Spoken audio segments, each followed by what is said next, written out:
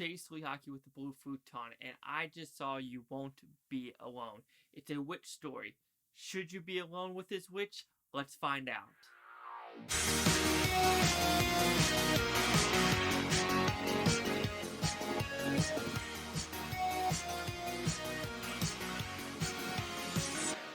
So You Won't Be Alone. What's it about? Well, it's actually a pretty simple premise.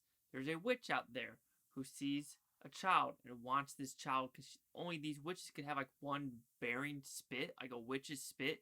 And once the witch does this spit, it's basically you'll only get one chance to kind of like have an apprentice, if you want to put it that way. But this girl's like, nah, I don't want to be your kind of lifestyle, and she transforms into different characters because you're allowed to do that as a witch by killing someone, take their guts and put them in your chest cavity, and you kind of transform into this person. But it's basically a transforming witch story that you can transform to animals or humans, and it's about love and connecting to human beings. Holy cow, this is a weird movie, guys. So the poster has Noomi replace. I can't pronounce her last name at all, guys. But don't expect her to be in this movie a lot. And that's what the marketing of this movie is very interesting, because you expect some of these characters to be in it.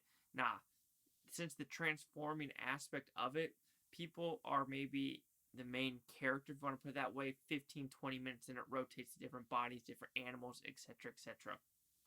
Very interesting premise when they do that. It looks gorgeous. It's a very different style of movie, if you want to put it that way, of the whole love story of a witch and trying to do connections. Because the whole point of trying to get connections, she was living in a cave for like 18, 16 years because the mother didn't want the witch to take her, but because she's been in that cave for so long, she doesn't know human connection, anything, the world in general. So, of course, she's transforming into these bodies and everything like that. So it's a good story premise, but I don't like how it was shot on some levels, as well as some of the sound design, as well as some of the flashback scenes. So with going the positive, it's an interesting story and it looks gorgeous, great backdrops and everything like that. So, but the negative is like almost the sound. And I'm saying that because the talking, kind of like, there's not a lot of dialogue in this movie, so not a lot of people are talking. It's more of after effects where someone's narrating the story for you, and it almost feels like that AMCR where they're talking like this, and it feels like where it's talking is very close to that camera, and it almost was bothering me. And I don't think it's supposed to be a bothering thing, because this is kind of a love story of this girl, trying to make it and trying not to have this witch kill people she loves because she's transformed into a body, wants to start a new life. Well, that witch is going to come and kill a baby. Kill. And so this narrating into the mic so close, I'm just like, hey, can we stop that for a second? Because it's kind of weird. And then the transitions, I don't know if it worked as well as it was supposed to be, because there's one transition of telling the story of this old witch, but you almost forget there's a transition because you're in this old-timey period, and nothing really looks different from this whole now to back to this old Maria witch story. So I was thinking for a second, oh, did she transfer into another body? Oh, wait, no, this is the OG witch. I totally forgot. Like, it was just not connecting, or just the transition wasn't there, and all of a sudden we're back, and I'm like, oh, shit, that was a flashback. Oh, I thought that was something else. That is completely my fault. But overall, it was an okay movie. Not what I was expecting at all. I do find it weird. These witches have like these long fingernails, and no one really cares. I don't know if people don't see them, but I'm pretty sure they do, because they scratch people, and maybe, I don't know. If I had those big, scary ass fucking black fingernails, I don't know if that would work in today's day and age. But overall, You Won't Be Alone. It's a fitting title because she doesn't want to be alone, and to be alone, you gotta like stuck these guts into their chest cavity. Like I said that before, completely gross, and it works for that premise.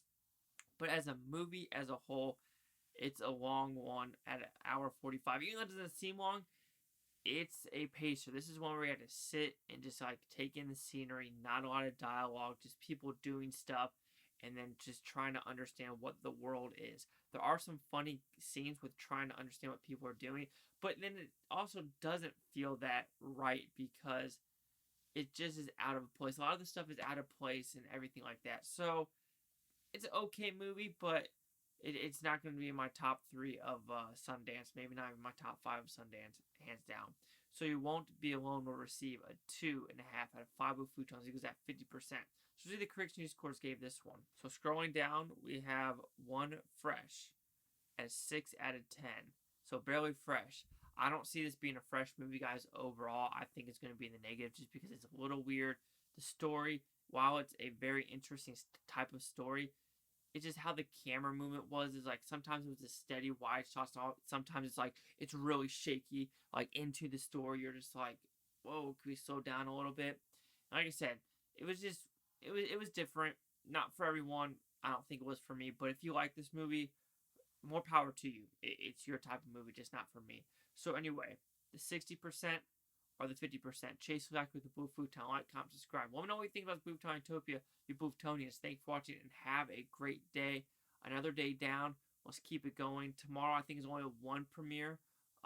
Something in the Dirt. Then I have a couple of second showings of like 892. We Met in VR. Yeah, those are the 3 for tomorrow. And I think Monday is Hatching. Repercussion or something like that, and I think I'm going to do Piggy for the premiere as well. But hey, thank you for sticking out with me. It totally means the world. Thank you.